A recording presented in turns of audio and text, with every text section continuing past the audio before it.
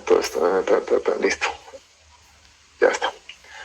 Muy bien, hablar de desarrollo humano implica, por definición, hablar de todo el proceso de estabilidad y cambio que ocurre a lo largo de nuestra vida. Cambio en el sentido de que existen cambios tanto cuantitativos como cualitativos, ¿no? O sea, por ejemplo, a nivel embriológico.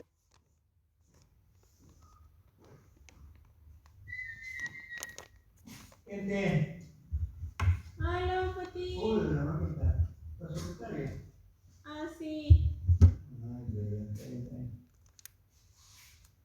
Está en su cuarto.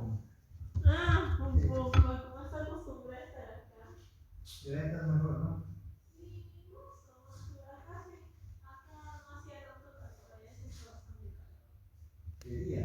Sí, ya hace bastante ¿Y no calor. te hace frío? Ya tiene invierno. Sí. Hasta mañana, Pati.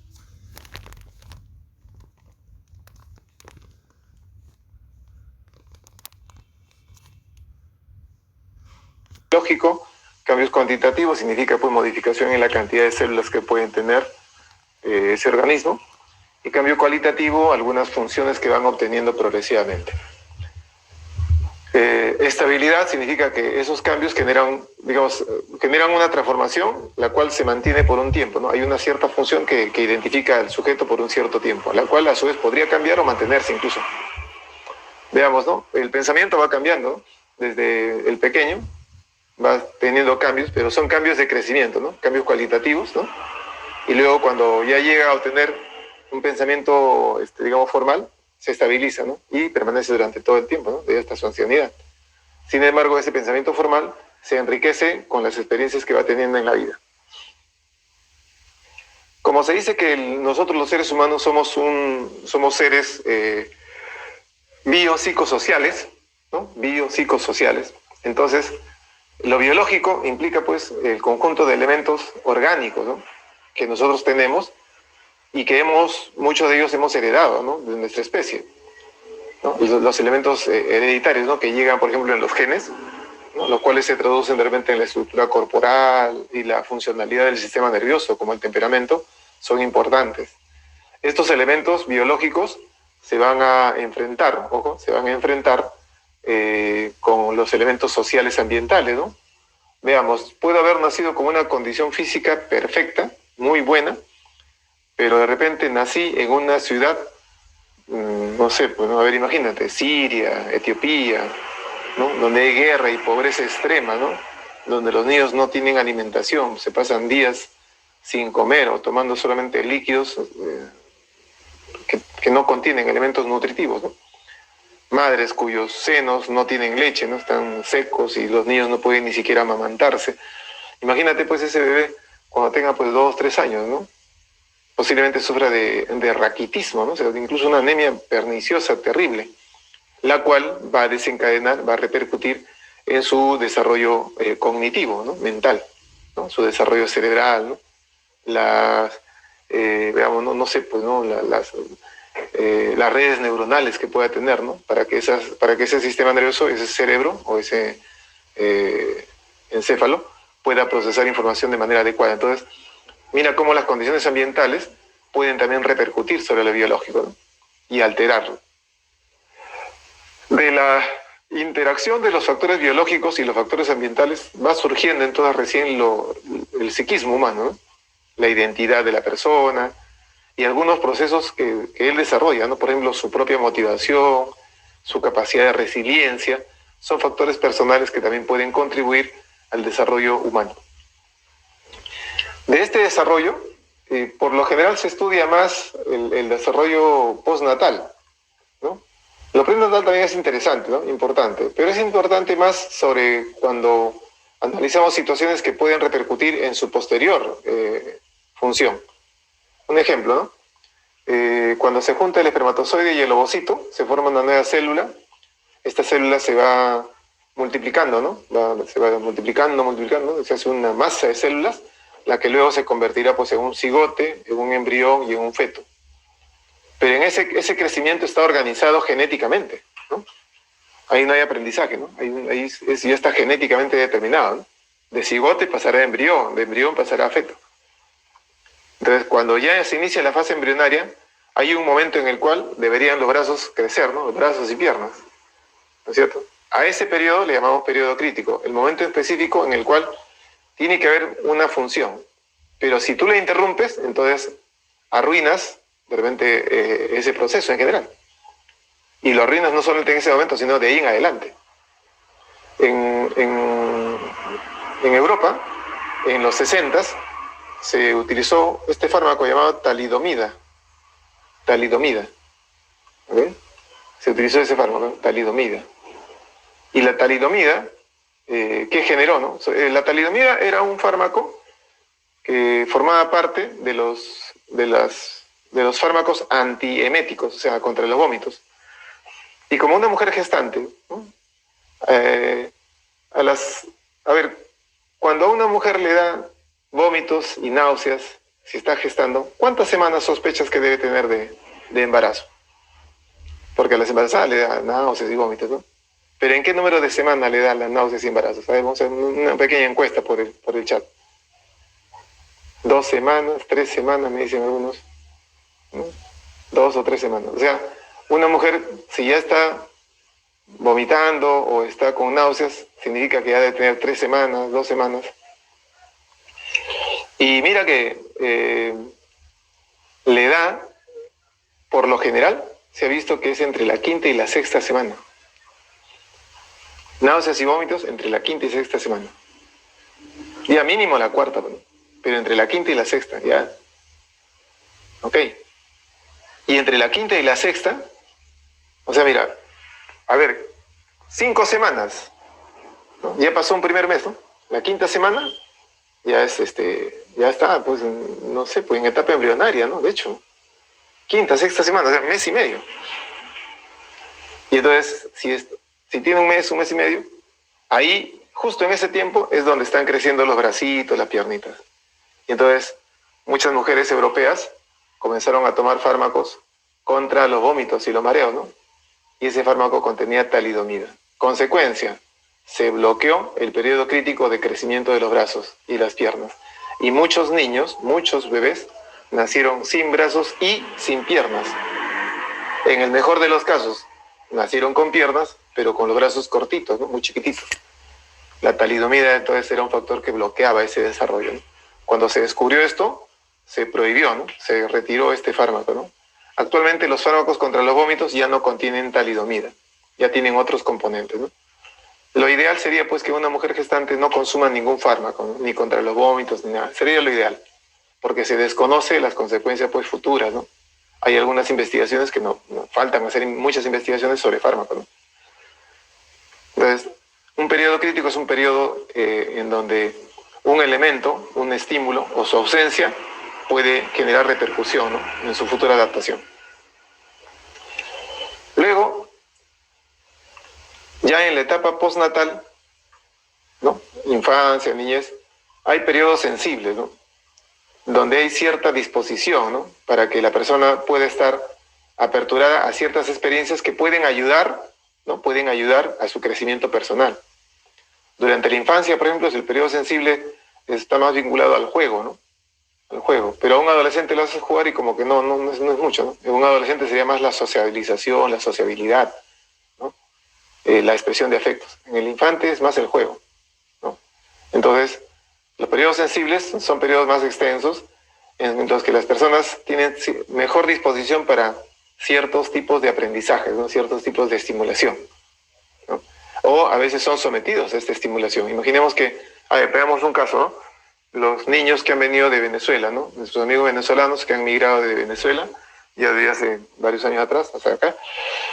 Y esos niños que han vivido inicialmente en Venezuela y ahora están en Perú, ahora se están socializando al estilo peruano, ahora ya hablan como peruanitos, ¿no? Con la jerga propia del peruano. Entonces, hay un periodo sensible, ¿no? Un periodo sensible en el cual, de lo que estaban acostumbrados a cierto tipo de estimulación, a cierta forma de hablar, a cierta pronunciación en la palabra incluso, ahora han venido a un entorno con una cultura diferente también, ¿no? Otras formas de alimentación, otro tipo de comida, ¿no? ¿Te das cuenta? Otra forma de hablar, otra costumbre, otra cultura, otra música. Entonces hay un periodo sensible en el cual ellos están inmersos, ¿no es cierto? y este periodo sensible puede generar también algunos cambios o transformaciones en su, digamos, en su concepción psicológica, ¿no? Respecto a la vida. A partir de este esquemita, vamos a entrar acá a la pregunta número 1. Dice, sin saber que estaba embarazada, Mariana hizo un viaje a Centroamérica y en el aeropuerto le hicieron pasar por una prueba radiológica.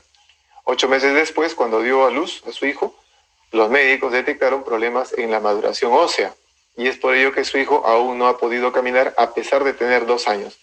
Un niño de 2 años ya debería estar caminando, pero este pequeño no está caminando, ¿no? Entonces, posiblemente sea la razón, la prueba radiológica. Entonces, ¿qué podemos decir, ¿no? De lo que está aquí? Bueno, podríamos afirmar que el bebé, ¿se encuentra en la infancia? Sí, ¿no? Si tiene 2 años, claro, la infancia es el periodo de 0 a 3 años, ¿no? Que incluye el periodo llamado periodo del neonato, ¿no? Que es el primer mes de vida, ¿no? Correcto. En el caso de ese bebé, ¿observamos un retraso en su desarrollo motor? Claro, también se observa retraso motor.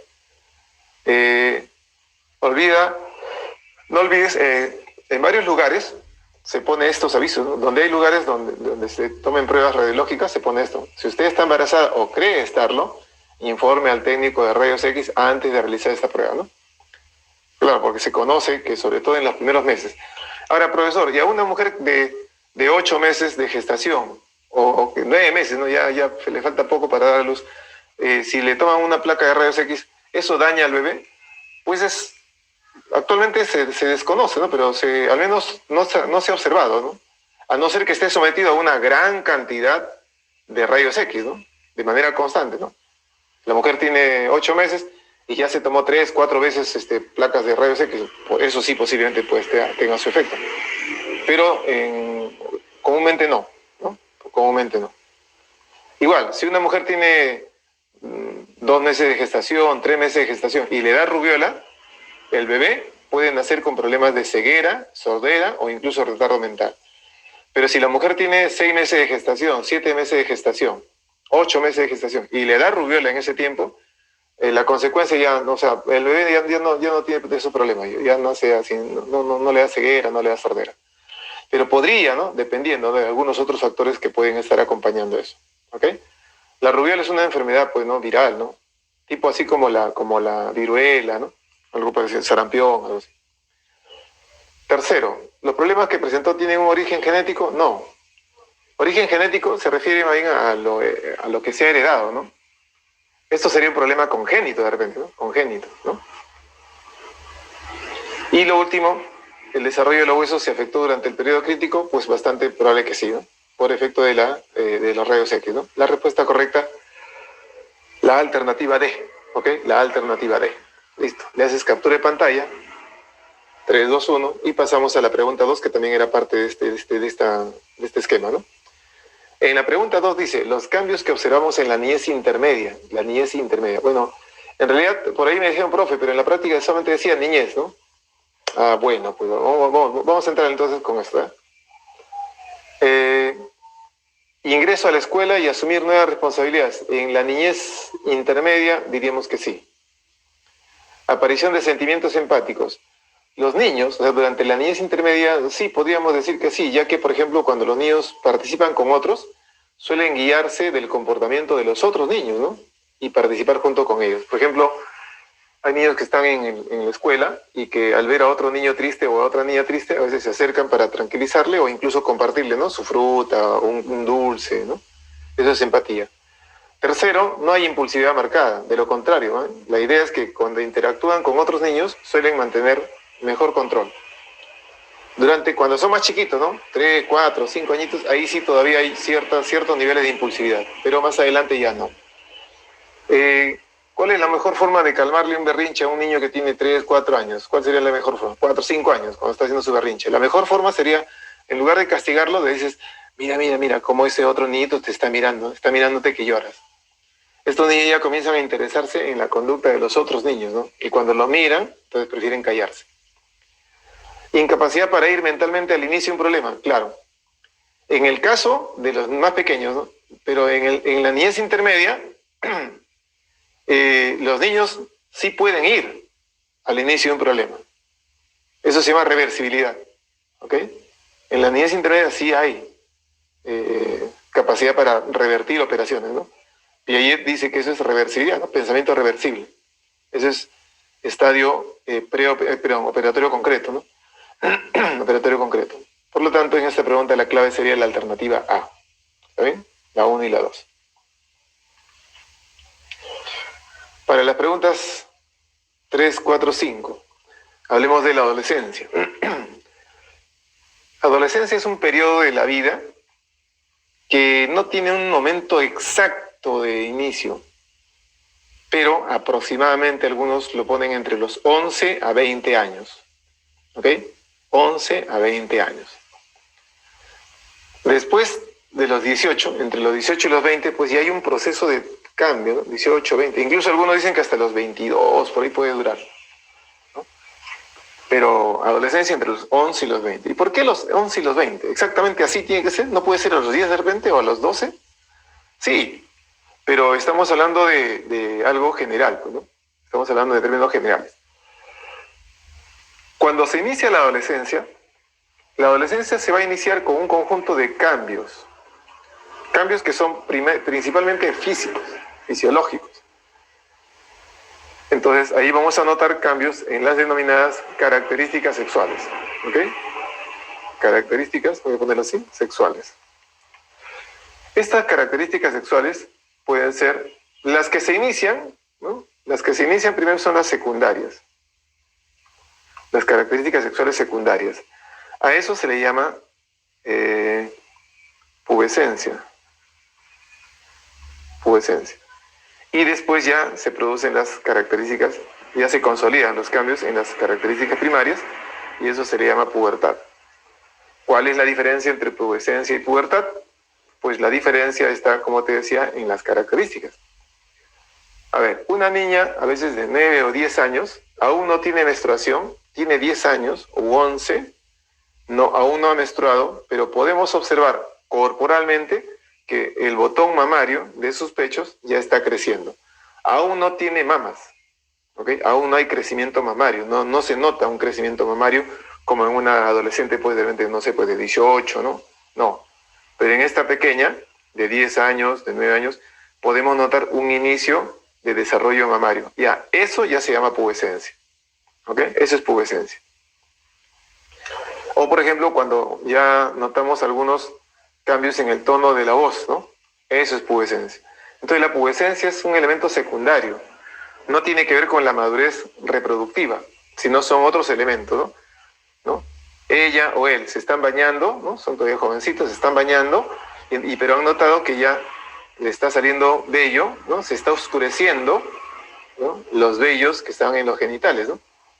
Tenían vellosidad muy, muy tenue, pero luego la vellosidad se va oscureciendo, ¿no? O sea, los pelitos, los vellitos de la zona genital se están oscureciendo, ¿no? Ya, entonces, el crecimiento de vello púbico, el crecimiento de vello axilar, el vello corporal en las piernas, en los brazos, en el caso de los varones, de repente en el pecho, en la espalda. Eso es característica secundaria, no está ligado directamente a la maduración reproductiva o a la madurez reproductiva. Entonces, esos cambios en las características sexuales secundarias se llaman o se denominan pubescencia, ¿ok? Pubescencia, lo puede suceder acá, ¿no? Acá, tanto varón como mujer, ¿no? Cambio en el tono de voz, modificación incluso en el tejido graso, lo cual genera acné, ¿no? Y ese acné, esos barritos, esos granitos, no solamente salen en la cara, pues incluso salen en los brazos, en los hombros, en el pecho, en la espalda, ¿no? Ya, esos son cambios secundarios. La pubertad es cuando ya se consigue la madurez reproductiva. ¿Y cómo se sabe esto? Cuando aparece, por ejemplo, la menstruación en ella, o la espermarquía, o las poluciones nocturnas, las eyaculaciones nocturnas en él. Esos son cambios primarios. La menarquía, o la menstruación, significa que los ovarios de ella ya están produciendo óvulos maduros. Esos óvulos maduros, si es que fueran fecundados, ya pueden dar como resultado el nacimiento de un bebé. O sea, ella, si ya tiene menstruación, significa que ya existe la posibilidad de ser mamá. ¿Ya ves? Eso es madurez reproductiva. Eso es pubertad. Eso es pubertad. La menarquía ya es pubertad. Él se ha despertado en la noche o al día siguiente al verse está mojado, ¿no? pero no así, no se ha orinado, ¿no? Sino que es una eyaculación, ¿no? El semen contiene espermatozoides, es decir, sus testículos ya están produciendo espermatozoides maduros que pueden acumularse en una glándula y luego, a través del acto sexual, pueden salir. Y si esos espermatozoides maduros fecundan a un óvulo maduro que ella tiene, el resultado será pues un embarazo, ¿no? Un bebé. Entonces, esta espermarquia, esta es la señal, en todo caso, ¿no? De una madurez reproductiva masculina. Eso también se llama pubertad. Entonces, el término pubertad hace referencia a la madurez, a que se ha logrado la madurez reproductiva. ¿Ok? Los cambios físicos también son biológicos, mi estimada Carla. O sea, todos son cambios biológicos, solo que le llamamos secundarios porque son, digamos, accesorios, ¿no? No son reproductivos propiamente, ¿no? Son otros elementos accesorios, ¿ok? Secundarios, por eso se llaman. David Elkind, un psicólogo norteamericano, estudia a los adolescentes y observa que, si bien es cierto, orgánicamente ya podrían ser padres, pero psicológicamente aún son inmaduros. Y algunas de esas características de la inmadurez de los adolescentes, él les da algunas denominaciones. Por ejemplo, dos de ellas, la audiencia imaginaria y la fabulación personal o mito personal. La fábula o mito personal, entonces imagina, ¿no? Que tú seas personaje de un mito. ¿No? Yo soy el personaje de un mito. O sea, me creo grandioso, ¿no? O sea, me creo grandioso y que nada me va a pasar, pues. Esa es la fábula personal. La audiencia imaginaria. A ver, si tú vas a hablar en público, imagínate, vas a hablar a tu salón, ¿no? Imagínate, juntamos a 60 personas y tú vas a hablar a 60 personas. Entonces, los 60 que están ahí son tu audiencia. ¿Y tu audiencia qué va a hacer? Te está observando. Tu audiencia está expectante de qué es lo que vas a decir, qué es lo que vas a hacer. Pero cuando la audiencia es imaginaria, significa que en realidad la gente no está pendiente de ti, pero tú crees que sí. Esa es audiencia imaginaria. Cree que los demás pueden estar pendientes de él, ¿no? Para criticarlos o elogiarlos. Por eso es que se preocupan mucho por su apariencia personal, ¿no es cierto? De ahí que la importancia en el cuidado de su piel, de su cabello, su peinado, la ropa, ¿no es cierto? Esa es audiencia imaginaria, ¿no? Y la fábula personal, el sentirse invulnerable, él puede creer que nada le va a pasar, ¿no? Que bueno, eso le pasa a los demás, pero a él no creo que le pase, ¿no? Ya, eso es fábula personal. Muchos adolescentes, por ejemplo, a veces no se han preocupado, piensan que bueno, no, el coronavirus pues, a ellos no les va a afectar porque eso más le afecta a los viejos. Hoy en día se sabe que no es así, pero estábamos hablando de los primeros días, el año pasado, entre muchos que han hecho, a veces se han contagiado, no han sufrido la consecuencia, no han hecho la enfermedad, pero lo pudieron haber pasado a otros, ¿no? Entonces la fábula personal es peligrosa. La fábula personal, en esa idea de que él no le va a pasar nada o que es menos vulnerable, puede generar que él practique o ellos practiquen conductas de riesgo. Entre las conductas de riesgo que pueden practicar puede ser, por ejemplo, una sexualidad irresponsable, una sexualidad descuidada, ¿no? Promiscuidad, ¿no? Ella puede estar con él, con otro más, con otros chicos, y de repente lo peor, no usar protección, ¿no? Y entonces podrían o se desencadena un embarazo o pueden transmitir una enfermedad, ¿no es cierto? ¿Ok? Pueden transmitir una enfermedad, ¿ya? Imagínate, ¿no? Gonorrea, sífilis, sida, ¿no? ¿Está bien?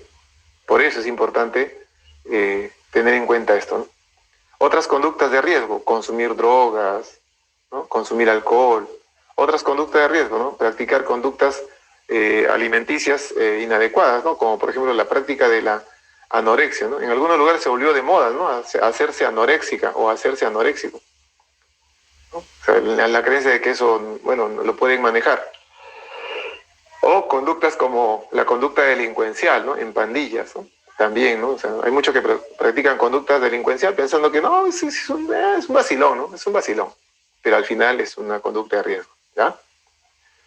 Aquí entonces tenemos algunas preguntas, ¿no? Por ejemplo, tenemos la pregunta 3, ¿no? La pregunta 3, 4 y 5. La 3 dice, ahí voy a borrar eso.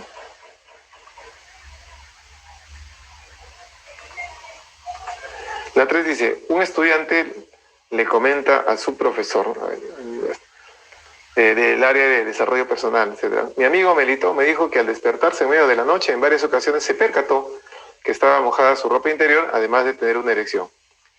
El profesor explica que este es un fenómeno fisiológico denominado polución nocturna o sueños húmedos. Es algo natural en la etapa de la adolescencia. Entonces, a ver, respecto a lo mismo, ¿los sueños húmedos son una consecuencia del desarrollo sexual primario? Pues sí, ¿no es cierto? Madurez reproductiva. 2. Según el caso, Melitón ha alcanzado la madurez para procrear. Claro, sería una señal, ¿no? 3. ¿Los cambios biológicos que experimenta Melitón indicarían que está presentándose la pubescencia? No, eso sería pubertad. Por lo tanto, lo incorrecto, te están preguntando, señales los enunciados incorrectos, ¿no? Lo incorrecto entonces sería la alternativa C, ¿no? Solamente la 3 nada más, ¿no? La 3, ¿ok? Ya está. Claro, por leer muy rápido, ¿no? Por leer muy rápido te equivocaste. Eso te puede pasar en examen, ten cuidado. Hay que leer bien qué es lo que me está pidiendo la pregunta. ¿Está bien? Bueno, vale que sea en esta práctica, pero ya cuando vayamos a un examen hay que estar muy atentos. ¿Estamos? Luego la pregunta 4 dice, Paulino tiene 14 años y practica el skateboarding, deporte que consiste en deslizarse sobre una tabla con ruedas y a su vez poder realizar diversos trucos y piruetas en el aire. Pese a que muchos de sus amigos han sufrido fracturas por practicar este deporte, Paulino está convencido que él siempre saldrá ileso. A esta característica se le denomina, bueno, él está convencido de que, bueno, no hay problema, ¿no? Ya puede saltar, se ríe, se vacila, pero en una de esas puede resultar dañado, ¿no? Entonces, esa idea de ser invulnerable se llama entonces, claro, se llama fábula personal, ¿no? Fábula personal, ¿ok? Fábula. Profesor, ¿qué cosa es la habilidad emocional? La palabra la habilidad, ¿no? Lábil es alguien que es de cambios rápidos, ¿no? O sea, un adolescente suele ser lábil emocionalmente, ¿no? Suele ser emocionalmente lábil, ¿no? Se puede cambiar rápido su estado de ánimo. Pasamos a las 5 para poder hacer comentarios de las otras teorías, ¿no? 5. Amelia es una adolescente que en su aula de clases siente que todos se han dado cuenta que de la pequeña mancha que tiene en su blusa, pese a que ninguna de sus amigas le ha dicho nada, ¿no? Algo al respecto. O sea, nadie le ha dicho nada, pero ella está muy creída de que la gente pues ha visto la mancha en su blusa, ¿no? Y que ¿no? De repente se están burlando tal vez, ¿no? Bueno. Entonces, eso, de las alternativas que mostramos acá, sería mejor hablar de la audiencia, ¿no? La audiencia imaginaria, ¿cierto? Esa es la pregunta número 5. La clave correcta es la alternativa A. ¿Está bien? Si tienes algún comentario y consideras que es diferente, me avisas, ¿ya? La labilidad sería bipolaridad, no Adrianita, ¿no? Porque la habilidad solamente son los cambios o la inestabilidad emocional que se presenta pues en la adolescencia principalmente, o puede mantenerse durante la vida. Cuando uno habla de bipolaridad, la bipolaridad ya es un trastorno, ¿ok? Ya es un trastorno, ¿no? Entonces la bipolaridad ya no es la habilidad. O sea, por ejemplo, ¿no? Yo puedo estar ahorita así y veo algo y caramba, me enojé, ¿no? Ahí puedo ser lábil, ¿no? Por eso, la habilidad es típico de las personas temperamentales. Pero cuando tú hablas de bipolaridad, estás hablando de un trastorno ya psicológico. Entonces, eso ya no, ahí ya no hablas de la habilidad, ¿no? Ahí ya hablas de un trastorno mayor, ¿ya? Vamos al siguiente.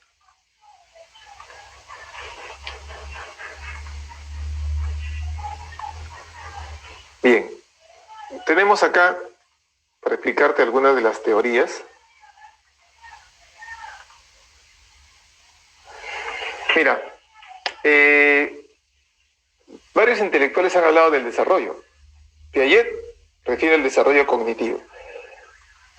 Erikson, el desarrollo psicosocial. Freud, el desarrollo psicosexual. Lorenz, el desarrollo moral. Según Piaget, el primer estadio de desarrollo se llama estadio sensorio-motriz. Coincide con el estadio, con la etapa de la crisis de confianza versus desconfianza de Erik Erikson. Y coincide con la etapa oral de Freud. ¿Ok? Es una etapa que para Kohlberg hay un sistema de amoralidad. O sea, la persona no es sujeto moral. O sea, ni siquiera sabe, ni se percata de la moralidad. Van a haber preguntas, ¿no? En un instante van a ver todo esto que estamos colocando acá. Más adelante lo vamos a ver en un par de esquemas. Pero lo menciono así rápido. El estadio preoperatorio, mira, acá ves, mira, preoperatorio, profesor, se ha repetido preoperatorio también. Lo que pasa es que según Piaget, el estadio preoperatorio es amplio y que en Erickson abarca dos momentos, ¿no? El estadio preoperatorio para Piaget más o menos va desde los 2 años hasta los 7 años, ¿no? Entonces, eso comprende, según la teoría de Erickson, dos crisis, la crisis de autonomía versus vergüenza y la crisis de iniciativa versus culpa, que se da más o menos hasta los 5 o 6 años, ¿no? ¿No? Luego recién viene el estadio operatorio concreto, ¿no? Ahora, de más o menos de 1 año y medio hasta 3 años sería para Freud la etapa anal. De 3 a 5 años, 5 años y medio, la etapa fálica. ¿Ok? Por eso es que acá parece que se hubiera repetido. No lo hemos repetido para indicar que es un momento amplio, desde los 2 años hasta los 7. Pues. ¿Ok? De 7 a 11 años, según Piaget, estadio operatorio concreto. Erickson sostiene que eso coincide con la escuela, donde la crisis principal es la crisis de laboriosidad versus inferioridad. Para Freud, la etapa de la escuela es la etapa de latencia, donde no se presenta ningún tipo de preocupación genital. Para Piaget, el estadio operatorio formal se logra entre los 11 a 16 años, pensamiento abstracto. Entre los 11 a 16 o 17 o hasta 18, para Erickson se da la crisis de identidad versus confusión de roles, ¿no? Para Freud, en la etapa del adolescente, es la etapa genital, donde expresa su genitalidad con los demás, ¿no? Para con los demás, ¿no? De ahí en adelante, Freud ya no habla de otras etapas. Lo demás se llama pensamiento postformal, que es el enfrentamiento del pensamiento formal con las experiencias que lo acompañan al individuo y que gracias a esas experiencias es capaz de entender las contradicciones que la vida nos depara. Por ejemplo, al inicio nosotros no aceptamos la muerte, ¿sí o no? Y después ya de adultos entendemos que la muerte es un proceso que se va a producir de todas maneras, ¿no? O sea, si nuestros padres son ancianitos, sabemos que en algún momento van a morir. Es más, hasta podemos hablar de la muerte con nuestros padres, ¿no? Hablamos, ¿no? Papá, a ver. O mi papá me dice, hijo, ven, quiero conversar contigo, ¿no? ¿Qué va a pasar cuando yo me muera? Quiero decirte algo, ¿no? Me gustaría que pase esto, ¿no? Quiero hacer mi testamento. O la casa, mira, esta parte de la casa la vamos a vivir así, así. Entonces, él ya no está que se resiste, que no, y ya desesperado, ¿no? Entiende de que es un proceso, parte de la vida. Esa contradicción ya la entiende. Erickson, en cambio, dice que el desarrollo psicosocial no culmina llegado al adolescente o al adulto, sino se continúa, ¿no? Para Erickson, el adolescente, una vez que encuentra de repente su identidad, la siguiente crisis será la crisis de intimidad versus aislamiento. Es decir, el momento en el cual él, por ejemplo, decide compartir de repente su vida con otra persona, ¿no? Luego viene la crisis de generatividad versus estancamiento, o sea, el hacer crecer a los otros. Por ejemplo, criar a nuestros hijos y buscar que sean mejor que nosotros, eso es tendencia a la generatividad. O trabajar, ¿no? Y tengo cierta experiencia en el trabajo y con mi experiencia ayudo, ¿no? Al desarrollo de futuros profesionales, ¿no? Eso también es generatividad. Y cuando llegamos a la ancianidad, ¿no? La integridad, que es la satisfacción de haber vivido la vida que he tenido y la aceptación de mi vida tal como la he vivido, o la desesperación en el sentido de creer que de repente no he podido, ¿no? Me preocupa la muerte, no he alcanzado lo que he querido, ¿no? O bueno, a pesar de que mucha gente lo ha alcanzado, puede sentir que no ha sido satisfactoria su vida. La teoría de Freud se culmina con la etapa genital nada más, o sea, con la madurez de la aceptación de sí mismo, de su yo sexual, ¿no es cierto? La expresión de su yo sexual hacia los demás, y ahí queda todo, ¿no? Solamente experiencias. Pero esto no hemos comentado, así que lo voy a hacer. Inicialmente, desde cuando somos pequeños, latencia, mira, Freud dice que, me preguntan, ¿no? Para los más chicos, me han preguntado, ¿qué es la latencia? A ver, mira, Freud dice que nosotros desde niños tenemos instinto sexual. En la etapa oral, mi instinto sexual lo expreso a través de el contacto de mi boca con los objetos. Tomar teta, morder, son formas orales de sexualidad, ¿no? Me puedo quedar fijado acá, si es que me estimulan demasiado, ¿no? La boca, o me falta estimulación, puedo tener una fijación. ¿Y qué significa fijación? que la energía llamada líbido se quede en mi boca hasta cuando yo sea adulto. Por eso de adulto suelo fumar, beber, o suelo ser chismoso. Ser chismoso, ser tragón, ser fumador, ser bebedor, borracho, es resultado, según el psicoanálisis, de una fijación en la etapa oral. En la etapa anal, la retención y la expulsión de las heces, ¿no? Para Freud, la expulsión de las heces o la retención también genera cierto agrado. Hay un agrado en retener heces para luego expulsarlas. Uno se preguntará, profesor, ¿pero cómo puede ser eso? A ver, yo tengo una pregunta bien sencilla, cosa que no necesitas contestar. Tengo una pregunta. Cuando tú vas al baño a expulsar heces, tengo una pregunta. ¿Acaso no sales satisfecho? Eso se llama homeostasis en biología. Pero Freud le llamaba, pues, placer, simplemente, ¿no? O sea, por eso para Freud, todo ser humano tiene tendencia a lo placentero. En pocas palabras, biológicamente hablando, todos los seres humanos, como formamos parte de una escala orgánica de los seres vivos, pues vamos a tener la tendencia a lo biológicamente estable, ¿no? A la homeostasis, ¿no? Entonces, para Freud, la conducta anal también es una forma de sexualidad. Entonces, si quedo fijado en esta etapa, de adulto voy a ser anal. ¿Cómo así? Anal retentivo o anal expulsivo. Anal retentivo significa que soy tacaño, ¿no? Obsesionado con la acumulación de cosas, súper celoso, tóxico, ¿no? No dejo que mi novia o mi enamorada con nadie, ¿no? Le prohíbo que salga de la casa o que hable, que tenga Facebook, que me dé su clave, ¿no? Le reviso su celular, ¿no? Es anal. Anal expulsivo, demasiado dadivoso, ¿no? Soy derrochador, llega plata a mí, de frente lo gasto, soy demasiado buena gente. Etapa fálica. La genitalidad se centra en los genitales, tanto del hombre como en la mujer. A esto, cuando los niños siempre se están tocando, eso los psicoanalistas le llaman masturbación infantil. Un término que mucha gente ha rechazado, pero que los psicoanalistas lo mantienen.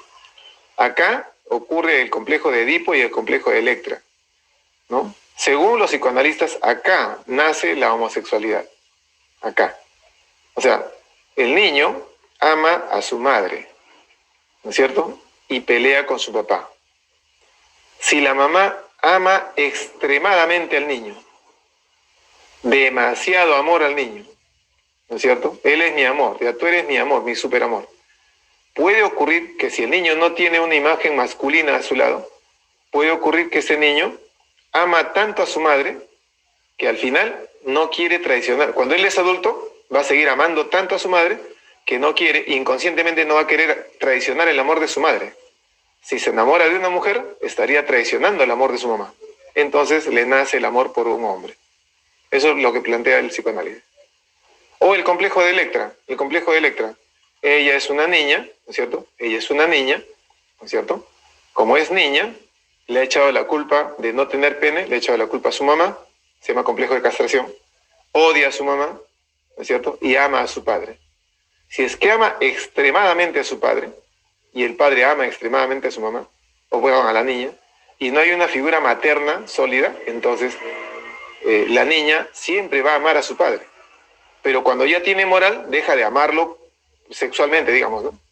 Se hace grande. Entonces, si es que ella se enamora de un hombre, inconscientemente ella estaría traicionando a su papá. Para no traicionar a su papá, entonces no se enamora de hombres, ¿no?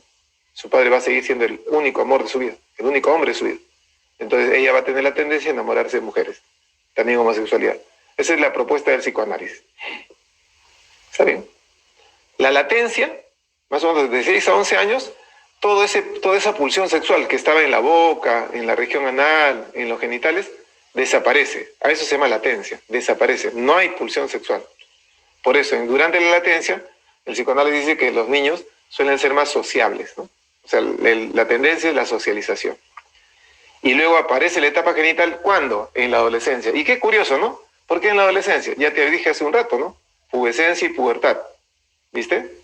La erección, ¿no? Los sueños húmedos, ¿no? Tanto en hombres como en mujeres, la genitalidad, ¿no? La curiosidad sexual, ¿no? Aparece acá. Y entonces esa genitalidad ya no se expresa pues con papá, con mamá, ¿no? Desde cuando uno era niño y bueno, no sabía sino que ahora esa genitalidad comienza a buscar manifestarse hacia los demás, ¿no? Enamorado, enamorada, pareja, ¿no? Y Freud solamente dice que ahí culmina el desarrollo psicosexual, ¿no? De ahí en adelante todo es maduración y experiencia, pues, de la persona. Para Kohlberg, bueno, Kohlberg hace un estudio de la moral. La moral para Kohlberg tiene 3 niveles: preconvencional, convencional y postconvencional. Antes de eso, o sea, cuando uno es niñito de un año y medio, o sea, no hay moral, pues, no existe moral, ni siquiera hay criterio moral. Más o menos a los 3 años, por ahí, ya comienza a asimilar ciertos criterios de comportarse bien. ¿Por qué se portan bien los pequeños? Los pequeños se portan bien no porque ellos saben que hay que respetar las normas sociales, ¿no? Por eso no se portan bien. Los pequeños se portan bien porque la moral no depende de ellos, depende de algo que está fuera de ellos, ¿no? Es una moral heterónoma. Es moral heterónoma. ¿Cómo así? Claro, ¿no? Yo le digo, cuidadito con ensuciarte tu ropa. Si te ensucias te voy a castigar. Entonces el niño cuida su ropa. Al rato llega y dice, papá, mira, mira, mi ropa está limpia. Mi hermanito está sucio, pégale. Entonces, para el niño, moral preconvencional significa que él no tiene noción de que existen convenciones, preconvencional, ¿no? Según él, no tiene la idea de que existen convenciones morales, pero hace las cosas bien solo por evitar las consecuencias. ¿Ok? Solo por evitar las consecuencias. Exacto, Jacqueline. Evita el castigo y busca la recompensa. Pero la pregunta es esta, ojo, ten cuidado, no vayas a pensar que eso solamente es en los niños, ¿no? Cuando creces vas adquiriendo un nivel convencional y postconvencional, pero tú puedes ser un adulto y como adulto de repente seguir comportándote a nivel preconvencional. ¿Viste? Tengo una pregunta. Si nadie te viera, no hay ni cámaras ni nada, ¿no? Y alguien ha dejado un celular en un mostrador, ¿no?, de una tienda. Un celular de última generación. No hay nadie, ¿no? Ni en la calle, ni nadie. Hola, no hay nadie. ¿Te llevarías el celular? Claro, ve, profe. No, dice, no, profe, ¿por qué? No, porque me meten preso. Entonces, tú dices, no me llevo el celular porque me meten preso. Mira, qué distinto. No, profe, no me llevo el celular porque no es correcto. Ojo, ¿eh? Mira, no me llevo el celular porque no es correcto. ¿Qué es distinto? No me llevo el celular porque me meten preso. ¿Viste? La razón es diferente, ¿no? El que dice, no me llevo el celular porque me meten preso, él se está comportando, entre comillas, se está comportando bien, ¿pero por qué? Porque hay un castigo de por medio, ¿sí o no? Él está evitando el castigo, se está comportando de modo preconvencional. ¿Ok? Espero que se haya entendido, ¿eh? ¿Ah? O sea, un adulto puede tener comportamiento preconvencional. ¿Viste? Oye, ¿y por qué? ¿Por qué no? O sea, ¿por qué no le dices que no es correcto lo que está haciendo él, no? Viene, abusivo. No, si le digo me pega. Sigue siendo preconvencional. O sea, evitas el castigo, ¿no? Nivel convencional. El nivel convencional ya primaria, ¿no? La primaria. Ya entiende, ¿no? Ya entiende que existen normas morales que hay que respetar. Por eso cuando entra la profesora al salón se pone de pie y dice, no, oye, párate de pie. Ah, muy bien, esa es convención, ¿no? O sea, la moral convencional significa que yo ya conozco que hay reglas que debo respetar, ¿no? Reglas que en todo caso rigen, ¿no?, la vida social de las personas, ¿no? Entonces, regirse por reglas, esa es moral convencional. ¿Ok? Moral convencional. Acá no es por el castigo y la recompensa, el premio, no. Acá es porque hay normas, porque hay que obedecer, punto, ¿no? Hay que ir, el colegio, hay que entrar a las 8 de la mañana, hay que levantarse temprano. Ah, pero yo quiero, no, vas a llegar tarde. Ah, está bien, ya me tengo que levantar para ir al colegio, ¿no? Porque tengo que entrar antes de las 8. Y la moral postconvencional es cuando tú rebasas la convención. Tú vas más allá de la convención. Por ejemplo, mira, ¿por qué no sería bueno la pena de muerte? ¿Por qué no sería bueno aplicar pena de muerte? Hay una pregunta. O de repente tú crees que sí, ¿no? Debería estar, ¿no? O sí debería ser buena la pena de muerte. ¿Por qué no la pena de muerte? Porque podría hacerse un abuso de la pena de muerte, ¿no? Podría yo acusar falsamente a mi enemigo político y lo mando a matar. ¿Ah? Entonces, no es correcto. Porque la vida, o sea, la vida es digamos, la vida está más allá, ¿no? Más allá, ¿no? Más allá de lo que a mí me guste o no me guste, ¿no? El valor de la vida es superior a eso. Incluso a lo que diga la ley. ¿Mm? Dilemas éticos, claro. Tengo una pregunta. Tú, a ver, imagínate que ves a una persona que está, no sé, pues, ¿no? Le falta oxígeno. Y tú tienes un balón de oxígeno. Y la persona no tiene dinero para pagarte. ¿Le dejarías morir? Hay gente que sí. No, pues no, que me pague, pues si no, ¿cómo le voy a dar oxígeno? Que me pague. O sea, ¿le dejarías morir? El otro día, no, profe, yo así no me pague, le doy, ¿no? ¿Pero por qué? Porque la vida vale más que una transacción comercial. Oye, pero mira, tu jefe te va a decir, ¿por qué le has dado oxígeno si no te he pagado? Entonces tú vas a pagar. Ya, pues caballero, no pagaré. Pero ¿qué pasa? ¿No? ¿Ves? Él ha ido más allá de la convención. ¿La convención qué dice? Si te pagan, le vendes oxígeno. Si no te pagan, no le vendes. Esa es la convención. Y si no le vendes y se muere, no hay delito, ¿eh? No te vas preso. Pero hay un delito, digamos, moral, ¿sí o no? Moral. Entonces, lo postconvencional es la persona capaz de ir más allá de lo que la norma moral dice. ¿Viste?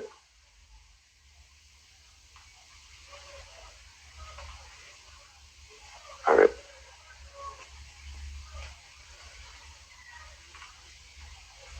No, mucho, mucho.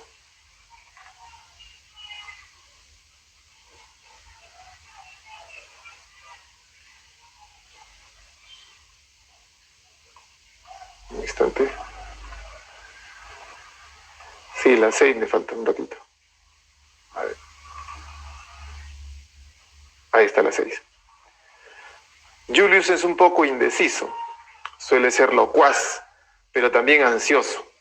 Quiere tener enamorada, pero todavía no ha desarrollado una relación íntima.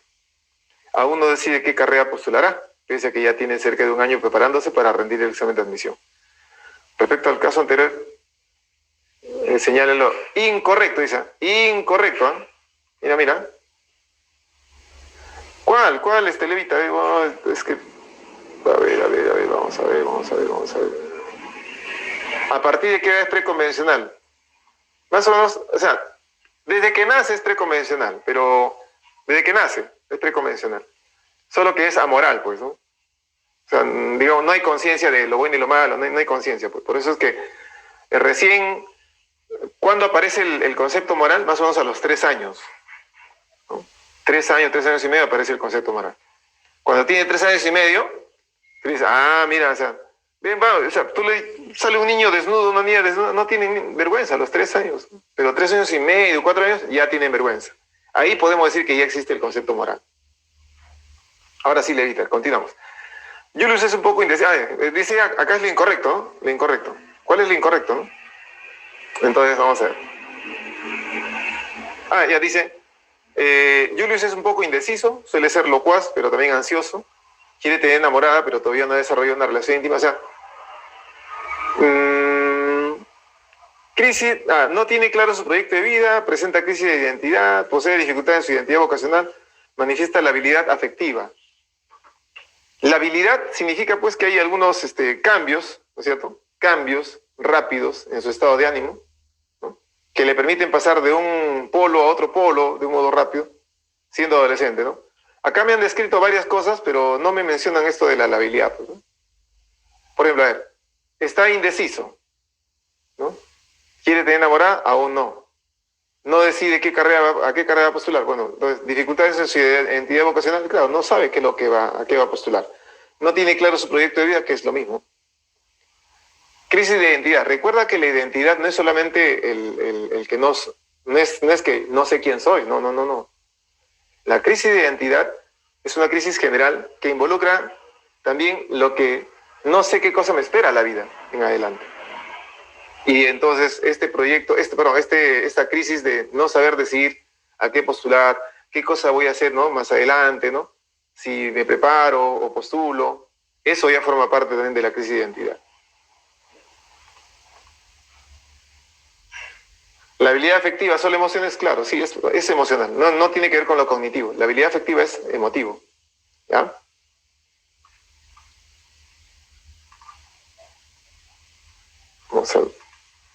Acá vamos a explicar.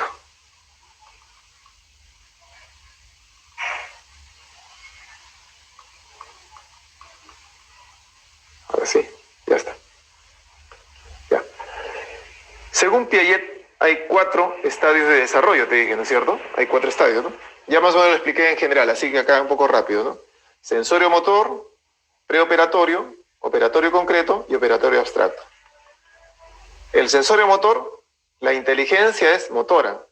O sea, acá hay inteligencia práctica. La inteligencia se muestra en las acciones. Si el niño se queda tapado, se tapó con la frazadita, él no va a sacar su cuadernito para decir, no, a ver, ¿no? ¿Cuál es la ecuación para, ¿no? ¿Cuánto pesa la frazadita? ¿Cuánto es mi fuerza? ¿No es cierto? Hago la ecuación, allá, ¿cuándo voy a aplicar? No. ¿Cómo lo soluciona? Pataleando, moviendo las manitos, listo, se libró de la frazadita. Esa es inteligencia práctica. ¿Ok? Preoperatorio. ¿No? Tiene representaciones simbólicas ligeras, ¿sí? Por ejemplo, ¿no? Los niños de 2, 3, 4 años pueden jugar de repente a que es la mamá, el papá, ¿no? La muñeca es su hijita, ¿no? ¿No? Jalan el carrito con una pita, son representaciones simbólicas, ¿no? Pero aún no son capaces de operar, ¿no? De hacer operaciones mentales, ¿no? Operatorio concreto y operatorio formal. Sí hay operaciones mentales, solo que en la primera puede desarrollar las operaciones valiéndose de objetos directos, ¿ok? Valiéndose de objetos directos. En cambio, en las operaciones formales, o también llamadas operaciones abstractas, puede desarrollar operaciones, ¿no? Sin necesidad de que los objetos estén presentes. ¿Ok? La pregunta 7, ¿qué dice? Determine la relación correcta entre ambas columnas. Acomodación, inteligencia, asimilación, adaptación. En Piaget, ¿no es cierto? Todos nosotros tenemos un esquema mental. ¿Qué es el esquema mental? El conjunto de ideas, conocimientos que explican el mundo en función a ellos. Mi esquema mental puede incrementarse, claro. Por ejemplo, si tú te fueras a hacer un posgrado a Alemania, después de que termines la universidad, seguro que tus conocimientos, tu esquema mental se va a incrementar. Vas a conocer otras cosas que de repente acá no se difunden mucho. O sea, el esquema mental es el conjunto de conocimientos, estrategias o ideas que te permiten explicar el mundo en función a ellas. ¿Listo? Ahora, con esas ideas tú te enfrentas al mundo en el que vives. Recoger información del mundo en el que vives y explicarte con esos esquemas se llama asimilación. Pero si tú recoges una idea diferente, que como dicen algunos profes, me removió la cabeza porque es algo diferente, ¿no? Entonces, esa nueva experiencia que has vivido te hace cambiar tu forma de pensar, eso se llama acomodación. La acomodación es cuando una idea nueva llega a ti y hace que te reformules los esquemas mentales, ¿no? Al reformular tu esquema mental, le encuentras una nueva forma de explicar el mundo que antes no tenías. Entonces, tu esquema mental generó un cambio, un ajuste. Eso se llama acomodación. ¿Ok? Y una vez que te has acomodado, ahora ya tu comportamiento logra adecuarse con tu entorno. Eso se llama adaptación. Para Piaget, la inteligencia tiene como objetivo fundamental la adaptación de las personas a su entorno. Entonces, de las alternativas, la primera, acomodación, no te olvides, es la reorganización de esos esquemas mentales. La inteligencia tiene como finalidad la adaptación. La asimilación es recoger información tal como está sin cambiar ningún esquema mental. O sea, con el esquema que yo tengo, trabajo la información que ingresa. Y la adaptación es el equilibrio, ¿no? El equilibrio, ¿no? Resultado de la asimilación y acomodación. Recuerda que una vez en examen de admisión preguntaron eso. Según la teoría de Jean Piaget, ¿cuáles son los dos elementos? Ojo, ¿cuáles son los dos elementos de la adaptación? Los dos elementos de la adaptación son la asimilación y la acomodación. Eso no hay que olvidar. Lo voy a poner aquí con un par de flechitas, ¿te parece? La asimilación y la acomodación, ¿ok? Dan como resultado a la adaptación. Por lo tanto, de las afirmaciones, ¿no?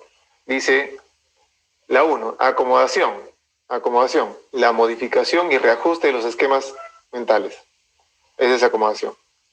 Inteligencia, tiene como finalidad la adaptación, ¿sí o no? Entonces, la letra C, función básica, adaptarse al entorno. La 3, asimilación, proceso de interpretación de información que se incorpora, solamente se incorpora los esquemas tal como están, sin cambiarlos, ¿ok? Sin cambiarlos. Y adaptación 4 sería, la adaptación es una función invariante, claro. Es el equilibrio entre la asimilación y la acomodación. Pregunta 8, que también forma parte de este esquema. Una diferencia entre el estadio de las operaciones lógicas concretas y las operaciones lógicas formales es que esta última, te están preguntando por las operaciones formales, ¿no? Surge el animismo y el sincretismo, posee razonamiento transductivo, el sujeto posee lenguaje metafórico, surge la noción de conservación. Recuerda que en el estadio de las operaciones formales, las personas no necesitan objetos, ¿no? O sea, su pensamiento, su lenguaje va más allá de lo concreto, más allá de lo inmediato, ¿no? Por lo tanto, a ver por acá mismo. Claro, lo correcto sería el uso del lenguaje metafórico, ¿no es cierto? Uso del lenguaje metafórico, ¿ya? A ver, por ahí me dicen, razonamiento transductivo. A ver, recuerda, inductivo es de lo particular a lo general, deductivo de lo general a lo particular, transductivo es de lo particular a lo particular. O sea, es lo que suelen llamar analogías, ¿no? O sea, razonamiento analógico o transductivo. ¿Sí? Pregunta 9, que también pertenece a este tema. Sofía es una infante de 3 años. Suele ser muy curiosa y siempre está preguntándole a su mamá. A ver, siempre está preguntándole. Ya está. Siempre está preguntándole a su mamá sobre las cosas que va observando a su alrededor mientras juega. Y en una oportunidad le dijo lo siguiente: mamá, la gente ha hecho el sol para que nos caliente cuando tenemos frío. Entonces, la gente ha hecho el sol, ¿no? Ojo, la gente ha hecho el sol.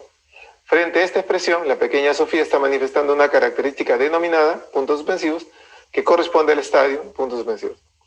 Bueno, los niños a veces creen que algunas cosas que existen en la naturaleza fueron hechas por las personas.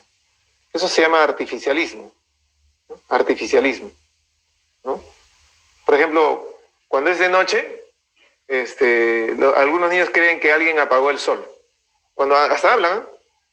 Que han apagado el sol, ¿no? Y incluso hasta lloran, lloran porque ¿quién apagó el sol? O sea, que quieren que siga siendo de día y se amargan con papá o mamá porque ellos quieren que sea de día para seguir jugando en el parque o estar en la playa, etc. Esa idea de creer que algunas cosas naturales han sido hechas por las personas se llama artificialismo. El artificialismo es propio del estadio preoperatorio, ¿no? Preoperatorio. ¿Ya? El artificialismo, el animismo también es propio del estadio preoperatorio. ¿Ya? El finalismo es, ponerlo, ¿para qué sale? ¿Para qué llueve? ¿No? Para que los animalitos se bañen, dice. ¿Ok? Acá de repente lo que nos puede confundir es para que nos caliente cuando tenemos frío, ¿no? Esta última expresión, ¿no? Esta última de acá, ¿no? Pero, o sea, más que la finalidad, la gente ha hecho el sol, ¿no? O sea, la pregunta o la expresión está más orientada a que se ha hecho el sol. Ya sé que el sol tiene una finalidad, pero para que se ha hecho el sol, ¿no? En cambio, si le preguntaran, ¿y para qué existe el sol? Y que nos diga, ¿no? Para secar el suelo porque está mojado, ¿no? Ya, ahí sí sería finalismo. Cada cosa tiene una finalidad, ¿no? O una razón incluso. Claro, digamos que un poquito ambiguo, ¿no? La pregunta, ¿no? Pero la pregunta es, mamá, ¿la gente ha hecho el sol? Ya, esto ya es artificialismo. Y en consecuencia del artificialismo recién vendría algo de finalismo, ¿no? Pero de las alternativas que tenemos acá, pues, ¿no? Tendríamos que marcar esta, ¿no? La alternativa C. ¿No es cierto? ¿Así? Entonces déjame revisar eso, ¿eh? La pregunta número 9, ¿no?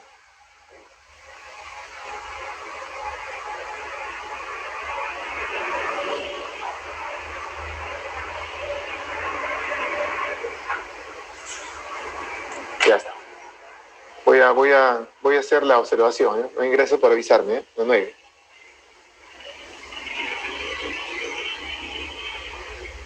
Bueno, esto ya lo hemos explicado brevemente, pero te voy a comentar, si repito.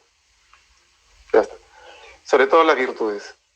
Cuando un bebé llora y llora y llora y llora y nosotros no solucionamos su necesidad, entonces, en lugar de fomentar la confianza, le generamos desconfianza a ese bebé. ¿Desconfianza en quién? ¿En su mamá? En realidad, desconfianza en su entorno. ¿Ok? En su entorno. Y ese bebé que ha desarrollado desconfianza, al final va a vivir con eso durante su vida. Va a ser una persona que va a tener tendencia a la desesperanza, ¿no? O sea, el mundo, bueno, no va a cambiar. O sea, esa desesperanza se ha formado cuando él era bebé. Pero si normalmente un bebito, si llora de hambre y lo alimentamos, no significa que apenas llora ya estás con el biberón en la boca, no. Sino que cuando las necesidades de un bebé durante su primer año de vida, cuando las necesidades de un bebé, varón o mujer, son satisfechas en el momento oportuno, ¿ok? Entonces, estos niños logran adquirir poco a poco algo llamado esperanza u optimismo. ¿Ok? Esperanza u optimismo. No sé si tú te has dado cuenta, te has enfrentado a gente que dice, oye, pero ¿por qué no hay que tener confianza, ¿no? En la humanidad? No, el mundo está acá, es una perdición el mundo, ¿no? Ya, todos deberíamos morir. Entonces, esta persona no tiene esperanza, no tiene fe, ¿no? Por eso algunos hablan de esperanza, de fe, optimismo, ¿no? Que se consiguen en el primer año de vida. Cuando entra el segundo año de vida, hasta los 3 años, comienzan a aprender a tener cierto control. Por ejemplo, por eso es que en la etapa del psicoanálisis esto coincide con la etapa anal, la etapa de cierto control. ¿Ok? Entonces, desarrollan cierto autocontrol, ¿no? Y, por ejemplo, ya en el juego, ¿no? Agarran cosas, ¿no? Que a veces no te dejan. Tú le quieres quitar, le agarran cosas, ¿no? Eso se llama etapa de autonomía versus vergüenza, ¿no? O sea, cuando él ya tiene cierto poder sobre algunas cosas, eso es autonomía, ¿no? Ya, ¿no? Es lo que él quiere, ¿no? Tú le quieres quitar y grita, ¿no? No se amarga el niño, ¿no? Ya, entonces tú lo dejas. Ya, tiene decisión, ¿no? Eso se llama voluntad. Desarrollo de la voluntad y el autocontrol durante su segundo año de vida hasta el tercero. Entre los 3 a 5 o 3 a 6, él ya explora su entorno y hace otras cosas.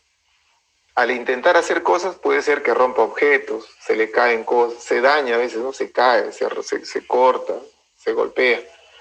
Pero en ese intento de hacer cosas nuevas, aunque se equivoque, está desarrollando algo llamado propósito o determinación. Si lo incentivamos cuidándolo, permitiremos que tenga determinación. Pero si lo castigamos, vamos a generarle culpa, ¿no? Por eso esta etapa se le llama etapa el conflicto de iniciativa versus culpa, ¿no? Que coincide con la niñez temprana, ¿no? De 3 a 6 años. Luego, durante la escuela, viene el complejo o el conflicto de laboriosidad versus inferioridad. Por eso es muy importante, que los niños tengan, por ejemplo, un buen profesor o una buena profesora que les ayude, ¿no? a reconocer los esfuerzos que van haciendo, ¿no? Pero ¿qué pasa si una maestra de escuela tiene sus alumnos favoritos, ¿no? Como a veces ha pasado, ¿no? Entonces, el tener sus alumnos favoritos no ayuda, porque el profesor o la profesora felicita a algunos y a otros que han hecho el mismo esfuerzo, de repente no los felicita. Entonces, ¿qué está haciendo? Está atentando contra la capacidad de competencia, ¿no? Y el niño puede sentirse incompetente, puede sentirse en inferioridad, ¿viste? Por eso es importante la escuela, ¿no? ¿Y quién, no? ¿Quién ayuda? ¿Quién enseña a mis hijos, no? Eso es importante en esta parte. Luego en la adolescencia se desarrolla la fidelidad, ¿no? Pero el conflicto del adolescente es el conflicto de desarrollar identidad versus confusión de roles. Pero la fidelidad ¿a quién, no? Esta palabra es mal entendida. La gente piensa, fidelidad significa, pues, no, ya voy a serle fiel a mi enamorada o voy a ser fiel a mi enamorado. No se refiere a eso. Se refiere a la fidelidad a tus principios, ¿no? A los principios que uno tiene, ¿no? Porque durante la adolescencia se consolida la idea de que cuáles son los principios que van a regir mi vida, ¿no? ¿Qué voy a hacer yo? ¿Quién voy a ser yo, no? Y voy a ser fiel a esos principios, ¿no? Esa es fidelidad. La confusión se presenta cuando de repente el adolescente no tiene un espacio sólido donde pueda interactuar con otras personas que le permitan, que le transmitan, ¿no? Ciertas reglas, normas, ¿no? Y los pueda confrontar en la realidad. Si el adolescente, por ejemplo, ¿no? Bebe, consume drogas, está en pandillas, es muy probable que esa confusión se mantenga durante bastante tiempo. Llegado a la adultez temprana, entre 20 a 40 años, el adulto suele, por lo general, convivir ya con otra persona, ¿no? Juntarse y hacer familia. Algunos se pueden casar, otros simplemente conviven. Entonces, para poder llegar a ese nivel, tiene que haber solucionado su conflicto de intimidad versus aislamiento. Intimidad significa que es capaz de compartir su vida con otros. Esto empieza, ¿sabes cómo? Esto empieza con la amistad, ¿no? Por ejemplo, con tú y tu mejor amigo o tú y tu mejor amiga, entre ustedes hay intimidad. Entonces, intimidad no es sexo, intimidad es confianza plena. La otra persona me conoce mucho, me conoce muy bien cómo soy yo, ¿no? Esa es intimidad. Y entonces, de repente, de las parejas que se han ido formando entre enamorados y enamoradas, al final, el adulto, el que tiene 20, 25, posiblemente ya en algún momento consigue establecerse, ¿no? Con alguien con quien tiene mucha afinidad, comparte amor y permanecen juntos, ¿no? Durante el tiempo, deciden hacer familia de repente, ¿no? Ya, eso es haber superado el conflicto de intimidad versus aislamiento, ¿no? Y se forma la virtud del amor y la afiliación. En la adultez intermedia, ya los hijos van creciendo y la tarea fundamental está entre la generatividad y el estancamiento. Y te dije que la generatividad era cómo el adulto guía a la siguiente generación. Puede ser criando a sus hijos o si no también guiando a la juventud, ¿no? Si tú eres ingeniero, médico, abogado, profesional, entonces comienzas a orientar y a formar a nuevos profesionales, ¿no? Dándoles los secretos de la profesión. Te estás ayudando a mejorar a la siguiente generación profesional. Eso entonces sería un ejemplo de este caso. Y en la ancianidad, en la adultez mayor, el conflicto es de integridad versus desesperación, como te decía. Bueno, la satisfacción de haber tenido una vida tranquila y agradable, ¿no? Y haber alcanzado las metas que se propuso, o la desesperación de haber considerado de que no lo ha hecho y que tampoco ya no le alcanza el tiempo para lograrlo, ¿no? Si lo consigue, la virtud que se alcanza en esta etapa se llama sabiduría. La pregunta 10 nos dice: Olinda es una obstetra que luego de su jornada laboral se da el tiempo para aconsejar a sus vecinas con respecto a su embarazo y a la vez les cuenta con mucho orgullo que sus hijos ya son profesionales. Entonces, Olinda no necesita que le paguen, ¿no? A sus vecinas, ¿no? Les da consejos sobre cómo seguir el embarazo, qué tienen que hacer, ¿no? Y bueno, aparentemente Olinda, bueno, ya tiene hijos, entonces, profesionales, ¿no? Entonces, posiblemente los ha sabido guiar, orientar, ¿no? Entonces aquí se dice pues que ha logrado solucionar adecuadamente el conflicto de generatividad versus aislamiento, ¿no? Generatividad versus aislamiento. La pregunta 11 dice: señale los enunciados correctos respecto a la teoría de Erik Erikson. Propone que la madurez personal se alcanza en la adolescencia. La madurez personal para Erikson no solamente se alcanza en la adolescencia, ¿no es cierto? El adolescente alcanza la madurez sexual, pero la madurez no es solamente en el adolescente, ¿no? Segundo, la superación de conflictos implica el desarrollo de virtudes. Claro, si tú logras solucionar adecuadamente un conflicto, adquieres una virtud. En caso contrario, esa virtud no la logras, ¿no? Pero lo puedes lograr más adelante. Tercero, la persona cumple un rol activo al adaptarse a su ambiente. La persona está interactuando con la sociedad y va a depender también de él. Cuando eres niño, no, pues, ¿no? Cuando eres bebito, el hecho que satisfagan tus necesidades no depende de ti. Pero más adelante sí, ¿no? Ya depende, tu adaptación va a depender de tu rol constante con la sociedad. ¿Ok? La madurez personal se alcanza en la adultez, ¿no? No necesitas llegar anciano para tener madurez personal. Se alcanza en la adultez. Algunos dirán en la adultez, por ejemplo, algunos dicen que la verdadera madurez se alcanza en la adultez intermedia, ¿no? Porque la adultez temprana todavía digamos que tiene algunos signos de dificultad, ¿no? Pero ya debería conseguirse a mitad de la adultez temprana, ¿no? Recuerda que la adultez temprana se da entre los 20 y 40 años, ¿no? A los 30, entre los 30 y 40 debería alcanzarse a mejores madurez. Aunque otros sostienen que eso se alcanza cuando ya hay hijos y ya cuando has criado hijos que digamos, has enfrentado situaciones como la adolescencia, ¿no? Eso más es en la adultez intermedia. ¿Ya?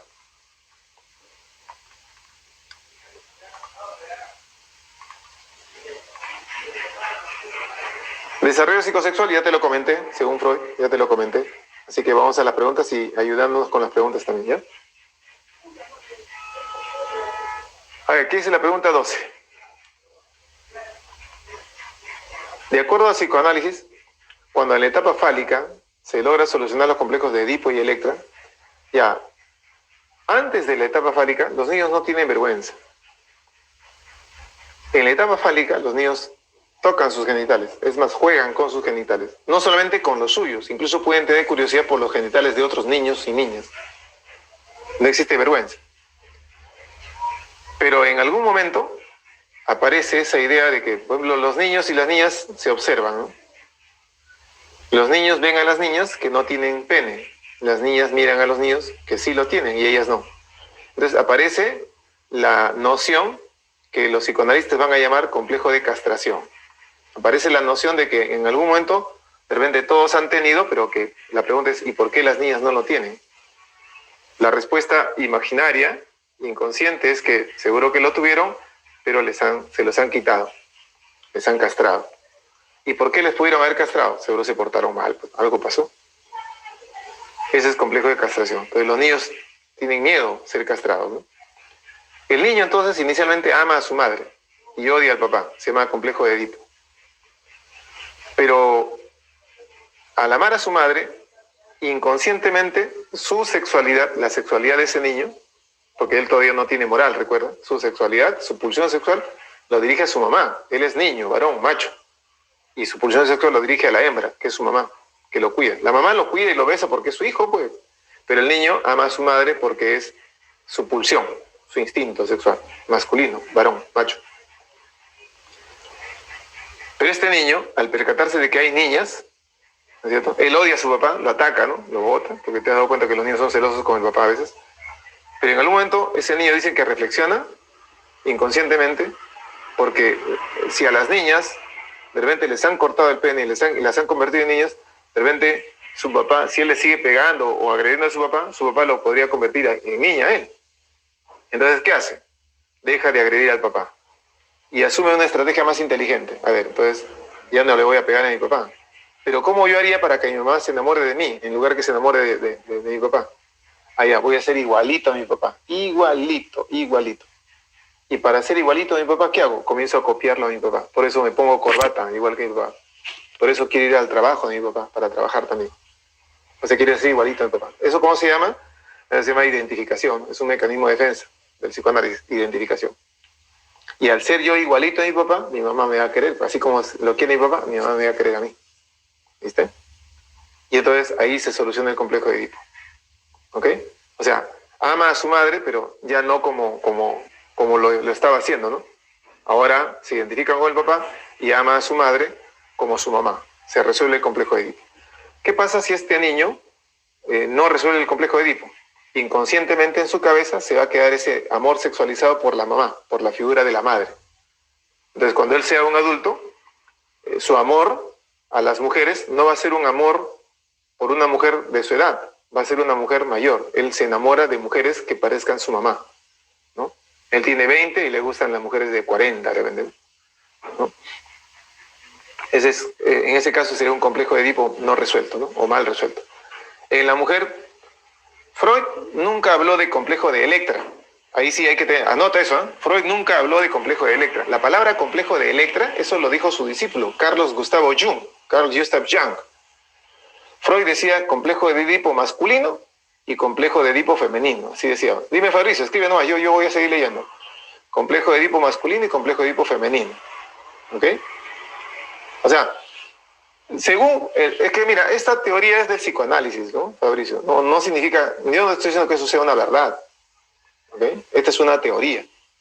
Para los psicoanalistas, si a un hombre le gustan las mujeres mayores, es porque su complejo de Edipo no fue bien resuelto.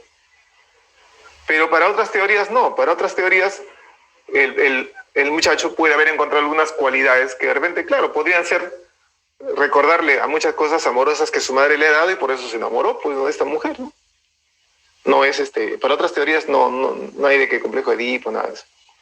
En la mujer sería algo similar. Entonces, de acuerdo al psicoanálisis, cuando en la etapa fálica se logra solucionar el complejo de Edipo y Electra, entonces, antes su moral no tenía una moral, ¿no?, consolidada, ¿no? Pero cuando el niño comienza a copiarle a su papá, le comienza a copiar sus conductas, pero sin darse cuenta, le comienza a copiar su forma de comportarse, cómo se debe comportar, en qué momento sí y en qué momento no. O sea, el niño, sin darse cuenta, al copiar a su mamá, para ser igualito a su padre, al copiar a su papá, mejor dicho, al copiar a su papá, para querer ser igualito a su papá, copia también la moral del padre. Y el niño, que antes no tenía moral, ahora, en la etapa fálica, logra tener moral. Y esa moral que logra ya interiorizar, ya no le permite amar a su madre como mujer, sino amar a su madre como mamá. Y se soluciona el complejo de Edipo. Entonces, para esta pregunta, la respuesta está ligada a ello. Dice, se logra constituir el superego. ¿Qué es el superego? Es la moral, pues, ¿no? Ya que aparecen las normas morales que reprimen la pulsión sexual de los niños. Esa es la respuesta para esta pregunta número 12. ¿Ok? ¿Se entendió? ¿Alguna duda hasta ahí?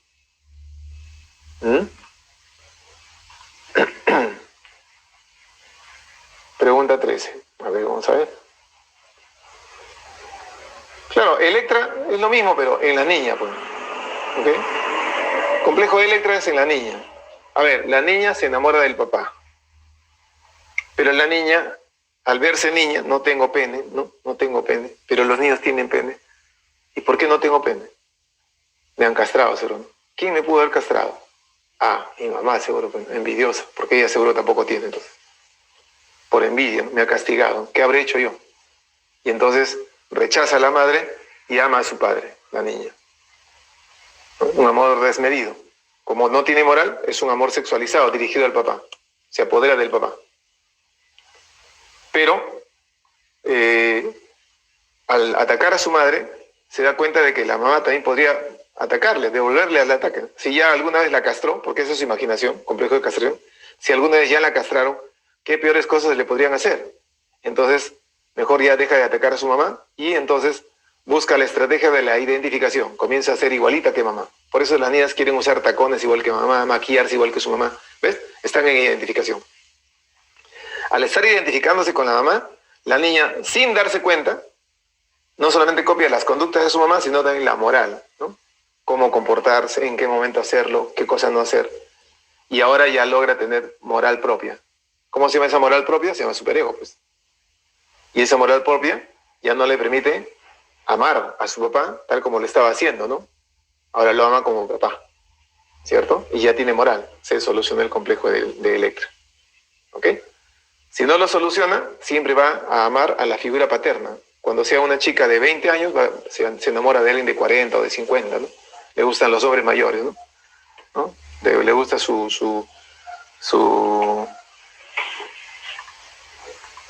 sugar daddy, tal vez.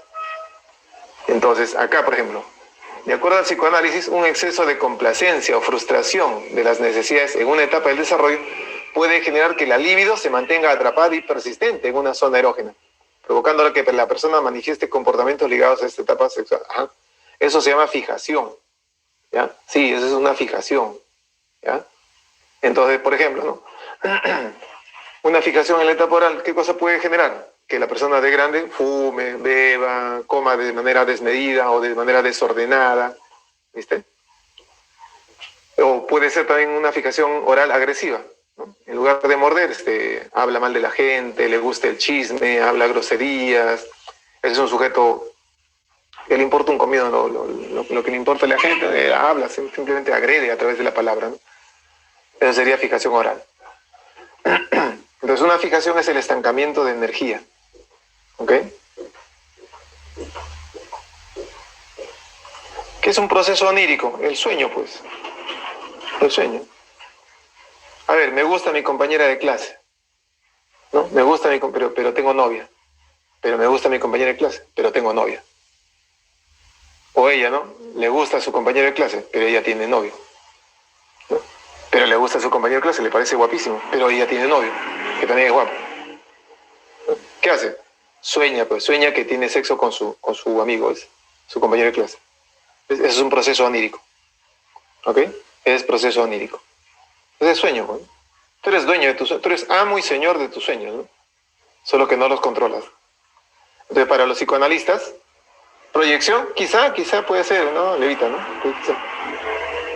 Pero el sueño no sería una proyección, ¿no? El sueño sería un proceso onírico donde se realizan las cosas los deseos, ¿no? Que estaban reprimidos, ¿no? A veces son realizaciones de deseos. Pero no vayas a pensar que todo sueño es una realización de deseos. No. Algunos sueños son simbolismos de cosas que deseamos que sucedan o de cosas que pasaron y de las cuales nos hemos arrepentido o cosas que pasaron y que nos agradaron que pasaran y que de repente lo volvemos a repetir en el sueño, etcétera, ¿no? Por eso los psicoanalistas estudian los sueños, para conocer. La moral es una solución para... No, la moral no es una solución. La moral es consecuencia de la solución del complejo de Edipo y Electra. Y por ende, una vez que se consigue la moral, también ya, pues, ya no hay más complejo. Los psicoanalistas estudian los sueños, pero no lo hacen como a nivel folclórico. O sea, por eso es primero una observación, ¿no? Es un rechazo, ¿no? Un rechazo. O sea, a veces la gente te sube el carro y te vende un folleto, ¿no? Acá está, compre el significado de los sueños, ¿no? Mire, a un sol. ¿Qué dice? Página 3, si sueñas con sangre, ¿no? O con barro, es enfermedad, ten cuidado, te puedes enfermar. Si sueñas con cuchillo, significa traición. Eso es popular, eso es vulgar. Eso es para el que cree en el horóscopo, eso es para el que cree, pues, en la... ¿no? Eso es para, no sé, ¿no? Eso es vulgar. O sea, no es cierto eso. O en todo caso tiene certeza folclórica, pues, ¿no? Apoyada en la creencia. Pero en el psicoanálisis no es así. Eso no es así en el psicoanálisis. El psicoanálisis tiene otra forma de analizar los sueños. El psicoanálisis, para empezar, para analizar tu sueño, no es que tú llegas y ya, señor psicoanalista, buenos días, le voy a contar mi sueño. No es así.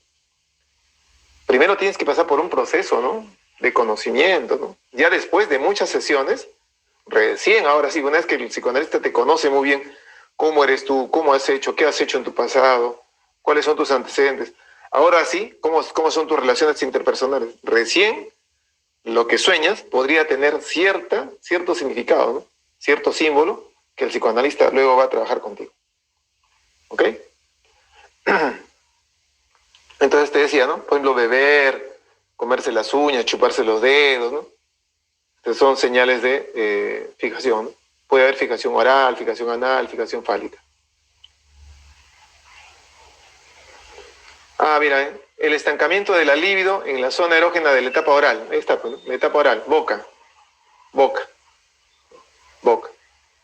Ser egoísta, locuacidad, tacañería, terquedad. Terco y tacaño sería en la etapa anal, ¿no? La terquedad y la tacañería serían de la etapa anal, ¿no? El retentivo, ¿no? Por ejemplo, si eres un sujeto súper puntual, para los psicoanalistas esa es también etapa anal. Si eres súper ordenado, muy puntual, es fijación anal. O sea, de todas maneras, todos tenemos fijaciones, ¿no? O sea, cuando dice fijaciones no significa que sea algo malo. Pueden haber algunas fijaciones que sí generen comportamientos inadecuados, ¿no? Claro. Pero todos nosotros hemos pasado por fijaciones, todos tenemos.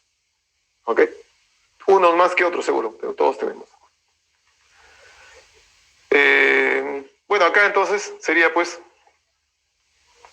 la locuacidad, ¿no es cierto? La locuacidad, que sería en la etapa oral. En la etapa anal, la avaricia, ¿no? Retentivo, ¿no? O sea, retienes todo lo que encuentras, todo lo quieres para ti, ¿no?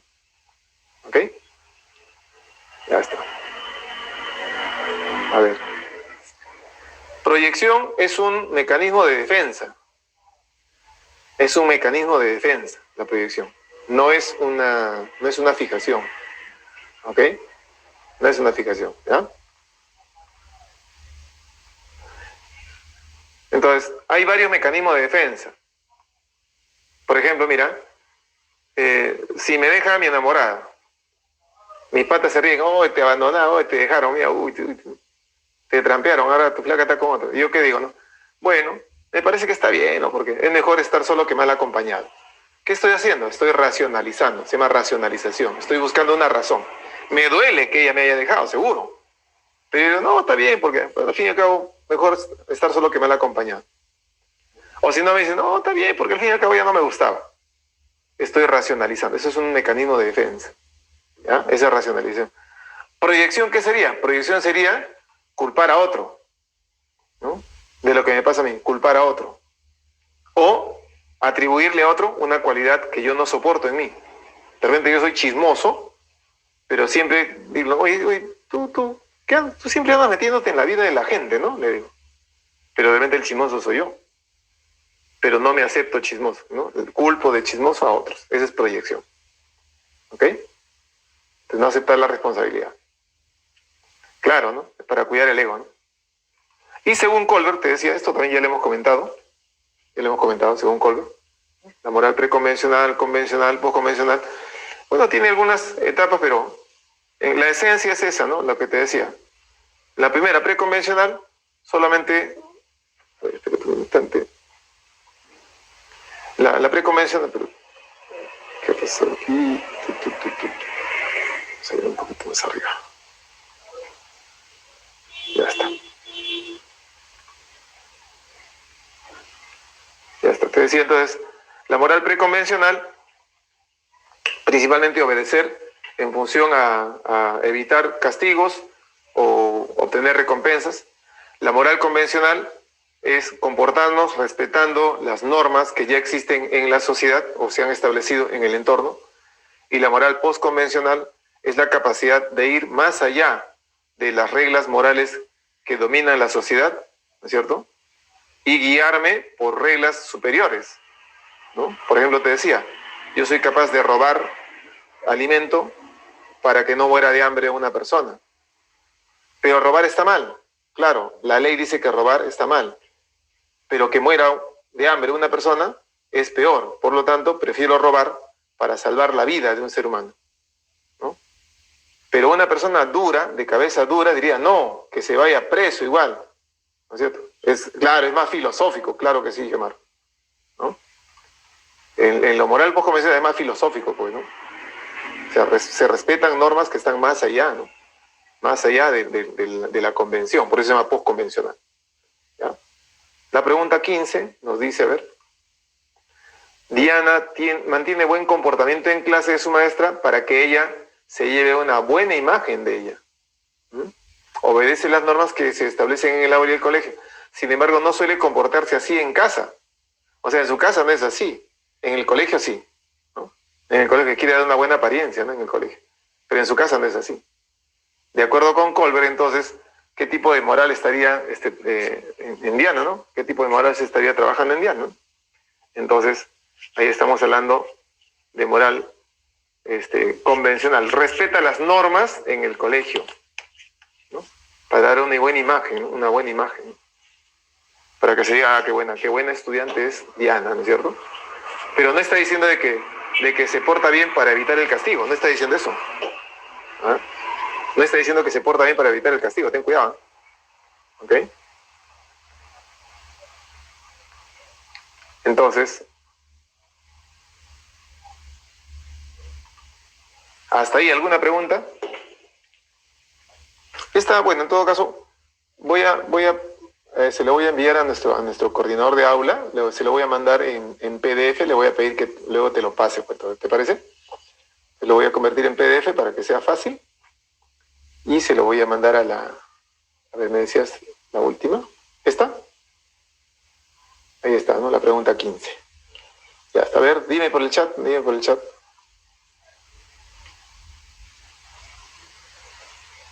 Sí, para decir preconvencional tienen que mencionarte de que evita un castigo, ¿no?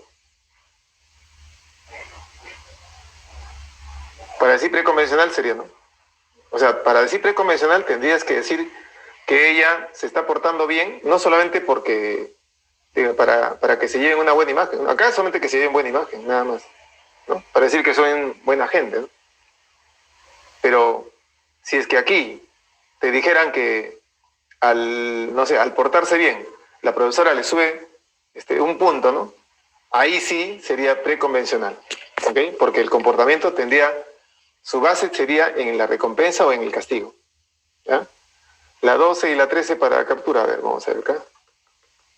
Ahí está la 12, espérate, ahí está con su clave, la 12. ¿Listo? 3, 2, 1. Sí, Gemma, recompensa y castigo. La 13, aquí está con su clave. Ahí está, la 13. ¿Alguna más? ¿Alguna más?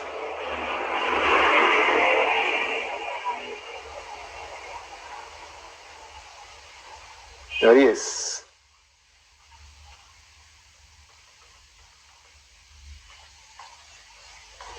Ahí está la 10. Esa es la 10. Pero te decía, esto lo voy a convertir a PDF y a nuestro Cordi se lo voy a pasar, ¿ya? Lo voy a pasar. Para que luego te lo alcance, te lo pase realmente por la misma plataforma, ¿eh? Listo. Me dicen, profe, ¿cuáles serían las fijas para este examen? Mira, eso de las fijas, bueno, yo sugeriría que estudies bastante, por ejemplo, aprendizaje cognitivo, ¿no? Las teorías del aprendizaje cognitivo, ¿no? Esa es la teoría de Ausubel, la teoría de Brunner, esas dos, ¿no? Brunner y Ausubel, ¿no? Eso, que estudies metacognición ¿no? Metacognición. Claro, nadie sabe lo que puede venir, ¿no es cierto? Pero Geomar, recuerda que la experiencia, pues, ¿no? El olfato de un profe viejo, a veces, sobre todo si analizas los exámenes, por ejemplo, yo te puedo decir, ¿qué cosa no podría venir? Bueno, hay algunos temas que de repente son secundarios que no vienen. Hace tiempo que no viene base biológica, podría venir base biológica. ¿Ah? ¿Te das cuenta? Pero ¿qué cosa no viene? Bueno, voluntad, no viene motivación, un poco, ¿no? Es muy poco probable. Pero aprendizaje cognitivo es algo que últimamente le han estado dando bastante valor, bastante valor. Por eso es que puede ser una sugerencia. ¿Listo? A ver, me ha dado...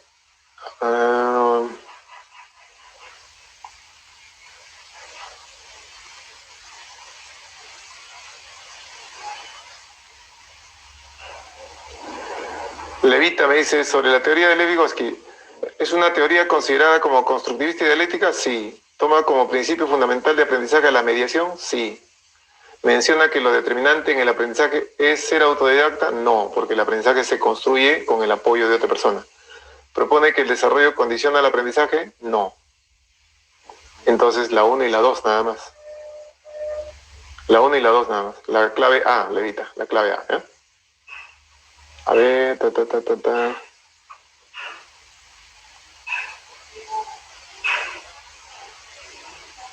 Listo. Entonces, revisar teoría de Ausubel, teoría de Brunner. Vygotsky podría ser que venga, porque Vygotsky vino, a ver, indirectamente mencionado, vino Vygotsky, ¿ya? No la 4, Levita, no, la 4 no. ¿Por qué no? Porque dice ahí, propone que el desarrollo, o sea, quien dice que el desarrollo condiciona el aprendizaje es Piaget, porque Piaget es más biológico. El desarrollo cognitivo, o sea, el desarrollo humano, ¿no? La maduración, esas cosas, tienen que ocurrir primero eso para que uno aprenda. Pero Vygotsky dice que incluso a un niño, que se supone pues a un niño del estadio operatorio concreto, incluso le podemos enseñar abstracción. No esperar que desarrolle todavía más, ¿no? ¿Ya? Profe, una persona no tiene tanto, sí, claro, sí hay sensación y percepción, claro que sí. ¿Por qué no lo tendría? ¿Cuál sería el problema? Sí, sí tiene. ¿Alguna otra pregunta?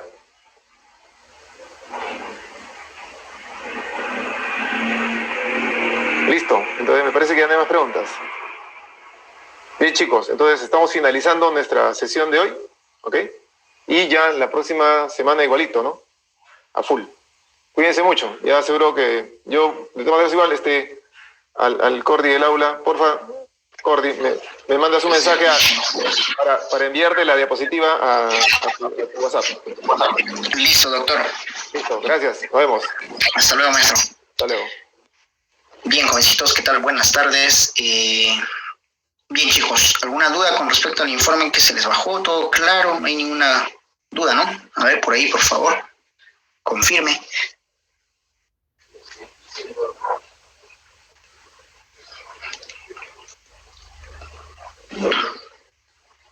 Ujú.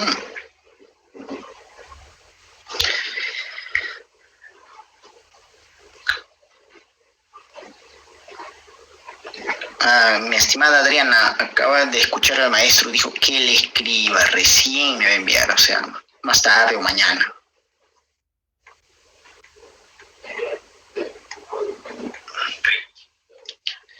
Bien, ¿alguna duda, jovencitos? Ya para finalizar, a ver, con respecto al informe que se les mencionó. ¿Mañana habrá simulacro? Claro que sí, mañana hay simulacro normal. Ujú. Muy bien, todo claro, ¿no? Con respecto a los informes, a ver.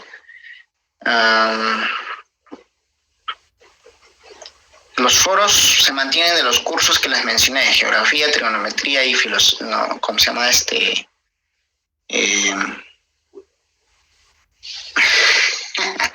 De los cursos asincrónicos.